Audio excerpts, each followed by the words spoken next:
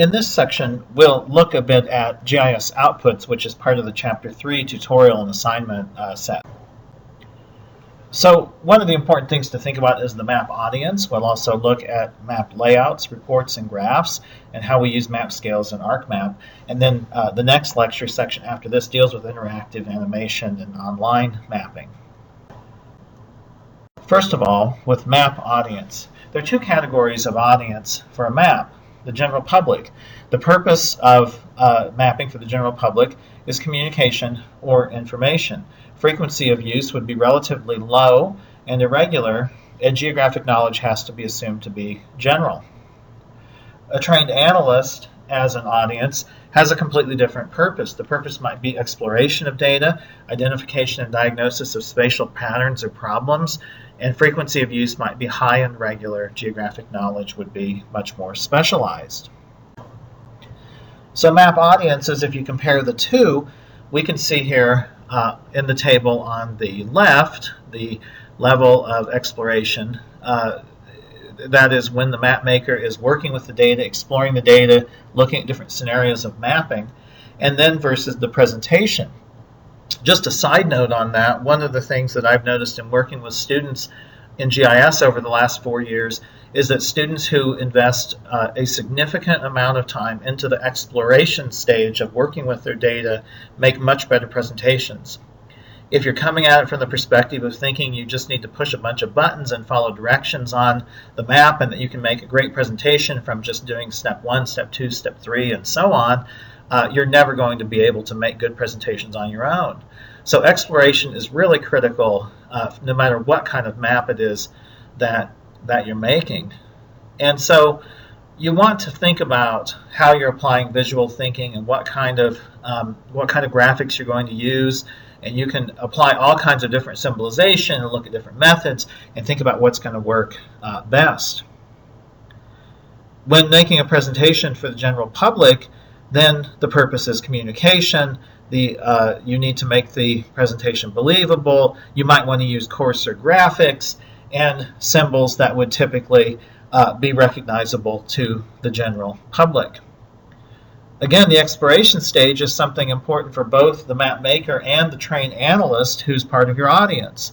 You want to create a product where that trained analyst can get into it and move around and do things on her or his own. So map layouts, here are a couple of different examples. In this example, the map is the most prominent element in the layout. And so we have a map with a subtitle, U.S. population by county. In this case, it just has a title and not a subtitle. You may want to then put a subtitle on the map as well.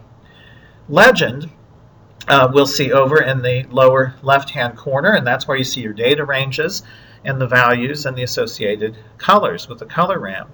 There's no need to label it legend.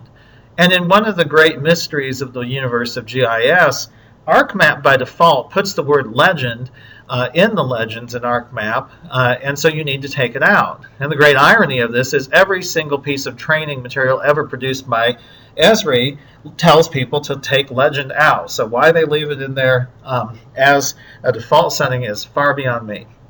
You also want to include the data source or sources, the date, and that is the date with the data themselves, and also the date the data are collected, if it's appropriate to do that. And then the map author might be optional.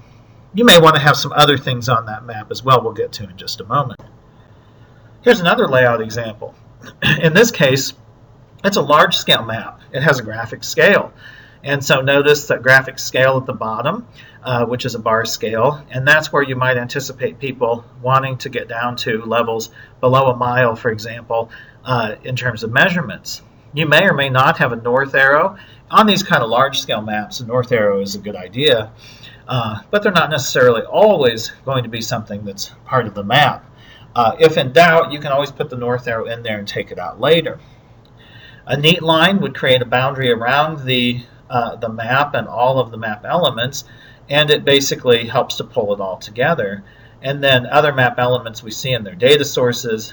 You could have inset maps which go into more detail and zoom in further at a larger scale. You could include tables, charts, and photographs as well. Here's another layout. Here we have two map layouts on the same page. The data ranges have been identified and created, classified in the same way so that the two maps are comparable. Same sizes, scales, map and numeric projection, and color ramps. Here's a bad layout. In this case, the north arrow, the compass rose, is much larger than it needs to be. You have a bar scale at the bottom that doesn't necessarily relate directly to the map. It's positioned far below it. May not even be necessary, certainly to have it be that big. So there are a number of issues that relate to that. And then, of course, bad color choices as well. Here you've got your typical cloud setup and not a good color range. It says legend on there. You can't really make any sense of what the PGH tracked SF3 means. That needs to be written in plain English. And so here we go. The title's much better. Percentage unemployment, Pittsburgh, Pennsylvania, 2000. It tells you the year. You've got the data source. You've got a nice color ramp. It doesn't say legend. It says percent unemployment by census tract. You can really interpret this map. It's pretty easy to understand what the point of this map actually is. Now, you could put a scale bar in there if you wanted to do it. In fact, I'd encourage you to do some kind of scale so that people have a sense in case they're not very familiar with the size of Pittsburgh. It's something that would be optional. When adding reports and graphs to a map, there's several things to think about. So for example, within ArcMap, we can use the selection tool to select records to put in a report. And then you can add the report to a map layout. So in this example, we have some data on Asian population, and if you decided you really want to get down and put the numbers in there, then you could do that in a table, and it shows you that there are significantly more Asian people in just a handful of states than there are in others. You could also create a graph out of data. In this case, what we have is that the Create Graph Wizard is being used then to create a scatter plot. This is one of the things that you'll do in the Chapter 3 assignments. Scatter plot shows you the relationship between two different characteristics of a data set. And so in this case, we're looking at a relationship related to percentage unemployment and some other characteristics. And so you can see that there's a general trend on this plot. And this is the resulting scatter plot.